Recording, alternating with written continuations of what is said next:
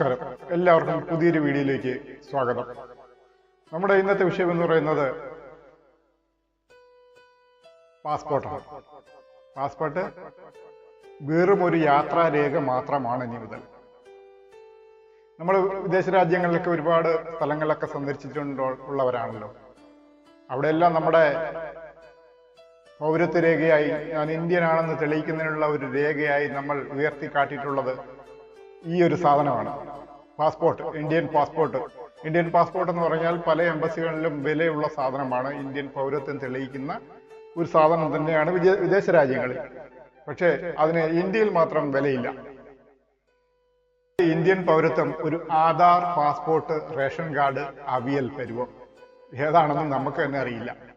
Indian പൗരത്വം എന്ന് കേൾക്കുമ്പോൾ നമ്മുടെയൊക്കെ മനസ്സിൽ ആദ്യം ഓടിയെത്തുക എന്താണ്? അലമാരയിൽ ഭദ്രമായി സൂക്ഷിച്ചു വെച്ചിരിക്കുന്ന കുറച്ച് കാർഡുകളൊക്കെ ആവും അല്ലേ? Aadhaar card, passport, ration card, voter ID, ഇങ്ങനെയുള്ള ലിസ്റ്റ് നീളുകയാണ്. പക്ഷേ ഒരു രഹസ്യം പറയട്ടെ, ഇതൊന്നും പൗരത്വത്തിന്റെ രേഖയല്ല. അയാൾ പിന്നെ ഇതൊക്കെ എന്തിനാടോ സൂക്ഷിച്ചു വെക്കുന്നത്? നിങ്ങൾ ചോദിച്ചേക്കാം. ഓരോന്നായി നമുക്കത് പരിശോധിക്കാം. ആധാർ കാർഡ് എന്താണെന്ന് നോക്കാം. ഇത് പൗരത്വ രേഖയാണെന്ന് വിചാരിച്ചാൽ തെറ്റി. ഒരു പുതിയ മൊബൈൽ സിം എടുക്കാനോ, ബാങ്കിൽ അക്കൗണ്ട് തുറക്കാനോ, അല്ലെങ്കിൽ വിരലെ അടയാളം പതിപ്പിച്ച് ഞാൻ ഇവിടെ തന്നെ ഉണ്ട് എന്ന് സർക്കാരിനെ അറിയിക്കാനോ ഉള്ള ഒരു സൂപ്പർ കാർഡാണ്.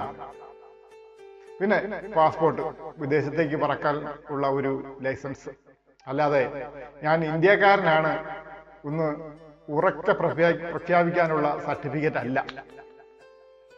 എങ്കിലും വിദേശത്ത് ചെന്നാൽ ഈ പുസ്തകത്തിന് വലിയ വിലയാണ് കേട്ടോ.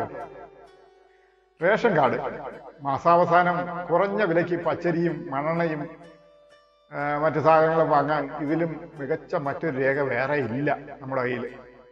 പിന്നെ ഇലക്ഷൻ ID, അത് 5 വർഷത്തിലൊരിക്കൽ പോളിംഗ് ബൂത്തിൽ പോയി മഷി പുരട്ടാനുള്ള പാസ്. ജനന സർട്ടിഫിക്കറ്റ്, കുട്ടിയെ സ്കൂളിൽ ചേർക്കാനും പിന്നീട് എപ്പോഴെങ്കിലും പ്രായം കുറച്ച് കാണിക്കാനും ഉപകരിക്കുന്ന വിലപ്പെട്ട കടലാസ്.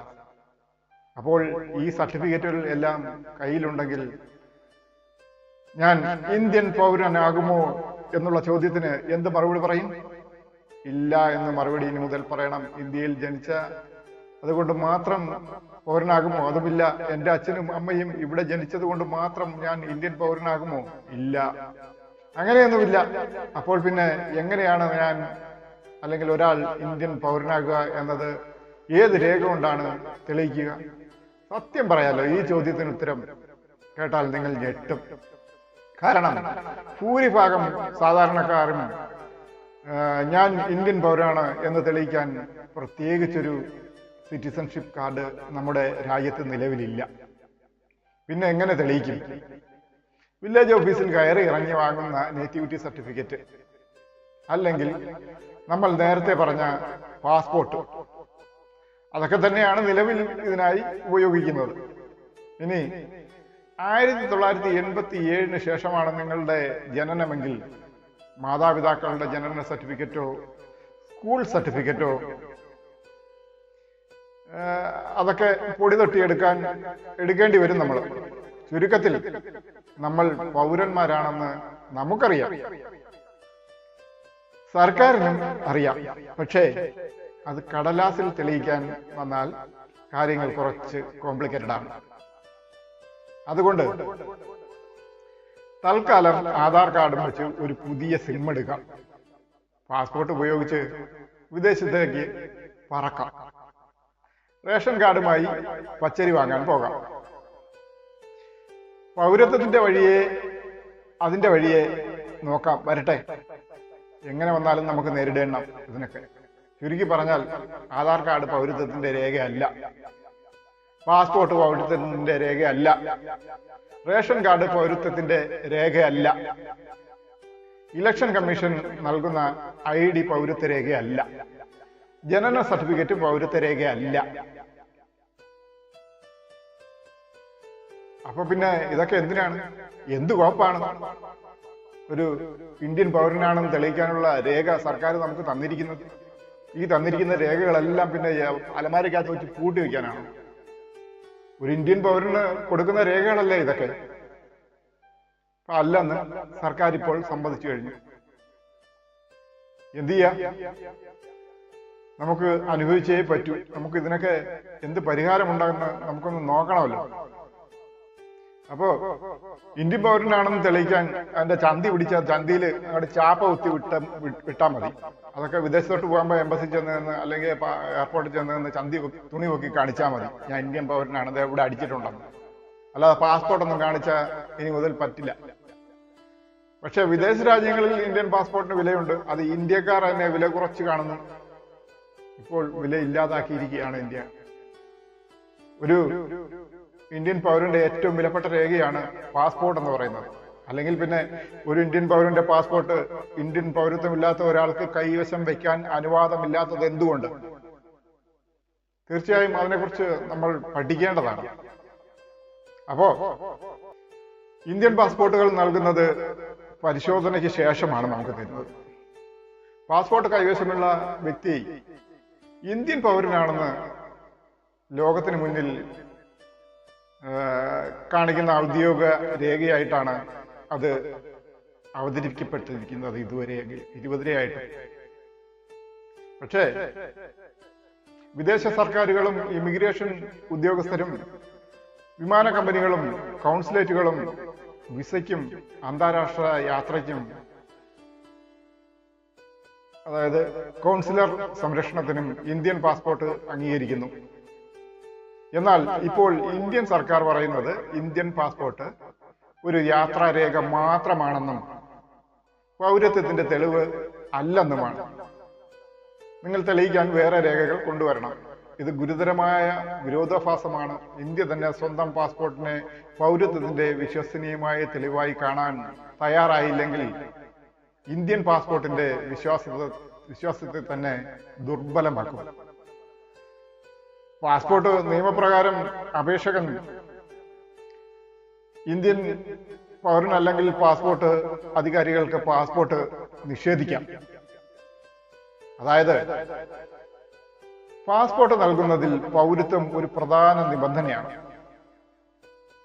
അതുകൊണ്ട് ഒരു വ്യക്തിയെ പരിശോധിച്ച് പാസ്പോർട്ട് നൽകി ലോകം അതിനെ വിശ്വസിക്കണമെന്ന് പറയുകയും അതേ വ്യക്തിയോട് ഇന്ത്യക്കുള്ളിൽ പൗരത്വം തെളിയിക്കാൻ ആ പാസ്പോർട്ട് മതിയാകില്ലെന്ന് പറയുകയും ചെയ്യുന്നത്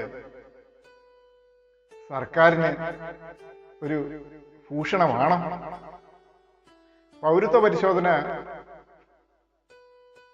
പരിശോധനകളുടെയും വോട്ടർ പട്ടിക പരിഷ്കരണങ്ങളുടെയും സമയത്ത് ഇത് അപകടകരമാകും. പാസ്പോർട്ട്, ആധാർ, വോട്ടർ ID, മറ്റ് ഔദ്യോഗിക രേഖകൾ എന്നിവയെല്ലാം ചോദ്യം ചെയ്യപ്പെടുന്ന അവസ്ഥ വന്നാൽ സാധാരണ ജനങ്ങൾ അവസാനമില്ലാത്ത തെളിവ് സമർപ്പണത്തിന്റെ കുടുങ്ങിപ്പോകലിലാവും ഉൾപ്പെടുക. ഇതിന്റെ ഭാരം ഏറ്റവും കൂടുതൽ വീഴുന്നത് ദരിദ്രർക്കും തൊഴിലാളികൾക്കും കുടിയേറ്റക്കാർക്കും ന്യൂനപക്ഷങ്ങൾക്കും പഴയ കുടുംബരേഖകൾ കൈവശമില്ലാത്തവർക്കുമാണ്. അപ്പോൾ ഒരു വ്യക്തിക്ക് ലോകം മുഴുവൻ ഇന്ത്യക്കാരനായി യാത്ര ചെയ്യാൻ കഴിയും. പക്ഷേ സ്വന്തം രാജ്യത്ത് തിരിച്ചെത്തുമ്പോൾ വീണ്ടും പൗരത്വം തെളിയിക്കാൻ വരുന്ന അവസ്ഥ എത്രത്തോളം പ്രഹസനമാണ് എന്ന് ആലോചിച്ചു നോക്കൂ.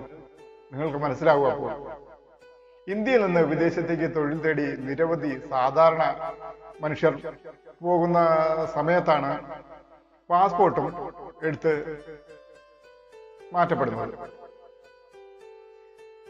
അപ്പോൾ ഫാസിസത്തിന് ഇന്ത്യൻ ജനത പുഴുക്കളെ പോലെയാണ്. ഇതിന് കാരണം അതിന് അധികാരം നിലനിർത്താൻ എപ്പോഴും കഴിയും എന്ന അമിത വിശ്വാസമാണ്. ഫാസിസം കൂടുതൽ അടിച്ചമർത്തലുകൾ നടപ്പിലാക്കിക്കൊണ്ടിരിക്കും. അതങ്ങനെയാണ്. ഇപ്പോ ഇസ്രായേൽ പാർലമെന്റാണ് നമ്മുടെയൊക്കെ ഫാദർ ഓഫ് ദ എന്ത് പറയുന്നത്. ഇപ്പൊ മോദിക്ക് സ്വന്തം രാജ്യത്തിലെ പൗരന്മാരെ തിരിച്ചറിയാൻ ഇപ്പോൾ നിലവിലുള്ള രേഖകളൊന്നും മതിയാവാത്ത അവസ്ഥയാണ് ഉണ്ടായിരിക്കുന്നത്. ജനുവരി 26, 1950 ജൂലൈ 1, 1987 ഇടയിൽ ജനിച്ചവർ ഇന്ത്യയിൽ ജനിച്ചവരെന്ന് തെളിയിക്കുന്ന ജനന സർട്ടിഫിക്കറ്റ് മതിയാകും.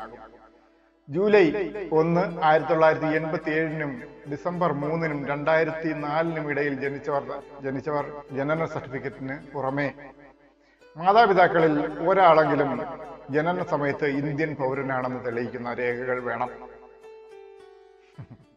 ഡിസംബർ 3, 2004 ശേഷം ജനിച്ചവർ ജനന സർട്ടിഫിക്കറ്റിനോടൊപ്പം മാതാപിതാക്കൾ രണ്ടുപേരും പൗരന്മാരാണെന്ന തെളിവ് നൽകണം. രണ്ട് സമർപ്പിക്കാവുന്ന സുപ്രധാന രേഖകളുടെ പൗരത്വം തെളിയിക്കുന്നതിനായി ഇനി പറയുന്ന രേഖകൾ ആണ് വേണ്ടത്. അതായത് ജനന സർട്ടിഫിക്കറ്റ്, മാതാപിതാക്കളുടെ പൗരത്വം തെളിയിക്കുന്ന സർട്ടിഫിക്കറ്റുകൾ, അല്ലെങ്കിൽ ഇന്ത്യൻ പാസ്പോർട്ടുകൾ, സർട്ടിഫിക്കറ്റുകൾ, സ്കൂൾ വിടുതൽ സർട്ടിഫിക്കറ്റുകൾ, ജനിച്ച സ്ഥലവും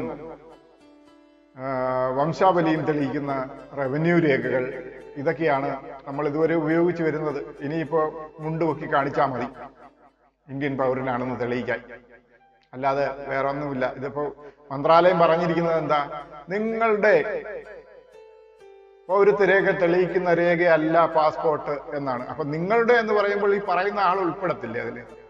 അപ്പൊ നിങ്ങളുടെ അല്ല, നമ്മളുടെ, നമ്മുടെ എന്ന് പറയണം. ഈ പറഞ്ഞതിൽ മോദി ഉൾപ്പെടെ, അതായത് ഫാസിസ്റ്റ് നേതാക്കൾ മുഴുവനും ഇതിൽ ഉൾപ്പെടും. ഇന്ത്യൻ നിയമം എല്ലാവർക്കും ഒരുപോലെയാണെന്നാണ് ഭരണഘടനയിൽ പറഞ്ഞിട്ടുള്ളത്. അത് തെളിയിക്കട്ടെ. അല്ലാതെ നിങ്ങൾ തെളിയിപ്പിക്കുക എന്ന് പറയുമ്പോൾ നമ്മൾ അതിൽ ഉൾപ്പെടുന്നില്ല എന്ന് വിചാരിക്കരുത്. എല്ലാവർക്കും നിയമം ഒരുപോലെയാണ്. കൊണ്ടുവരട്ടെ എല്ലാവരും രേഖകൾ. അപ്പോ ഇതിനെക്കുറിച്ചൊന്ന് ചിന്തിച്ചു നോക്കുക. അപ്പോ നമസ്കാരം.